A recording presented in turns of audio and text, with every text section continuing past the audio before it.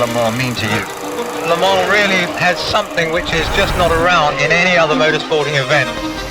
The challenge of the infernal roundabout, greatest of all sports car races. Franco, we're sat in this amazing GT40 at the home of the Rothko collection. Yeah. I remember watching these races of the Ford, of the Gulf historic livery, and I was growing up seeing these amazing cars. Actually, the Ford GT being one of my favorite ones.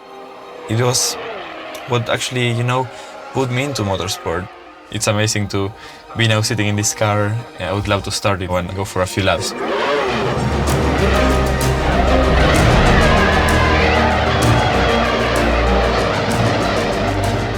Everybody knows it when they see a Gulf car. It's a colour scheme that's synonymous with motorsport history. And for me personally, one of the proudest moments of my career driving a Gulf car in the Le Mans 24 Hours. It's such an iconic brand. I had the chance to race in Monaco with a Formula Renault car and with a Gulf livery, and to be able to race with a car fully painted of Gulf was a very important moment in my career. I think it was one of the main highlights. And that's David Hobbs in Ford number 7.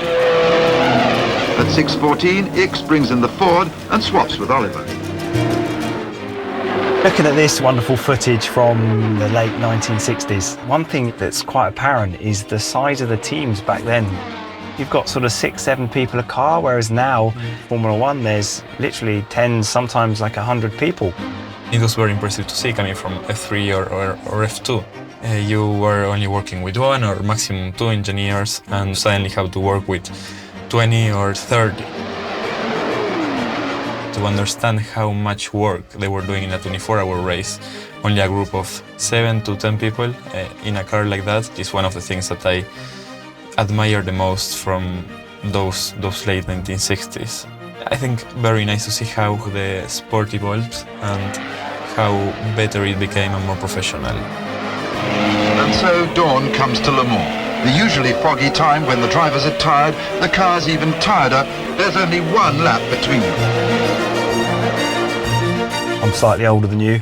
I'm still racing at a reasonable level, but I'm getting to the point where I'm looking at other aspects of the sport. And for me, as you know, I'm really into my coaching. I still get that competitive buzz from being at the track and also helping young drivers develop. Now, even if you are not a driver, you still find a way to still stay in the sport. I would have loved to be an engineer maybe as well, if not a driver. Never before has such a race been known at Le Mans. The leaders passing and repassing in the dying minutes of the 24 hours. Who's going to be first? Yes, it's Ix by a few yards. What a win and what a celebration. Coming from a Formula 3 car, then you had a taste of the F2 car at the end of last year. You're jumping in that Formula 1 car for the first time. How do you deal with that sort of pressure? Being involved on that test for me was, the biggest highlight of my career.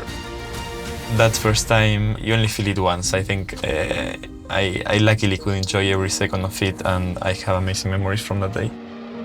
Without, of course, the help of Williams and without the support of Gulf, it wouldn't have been possible.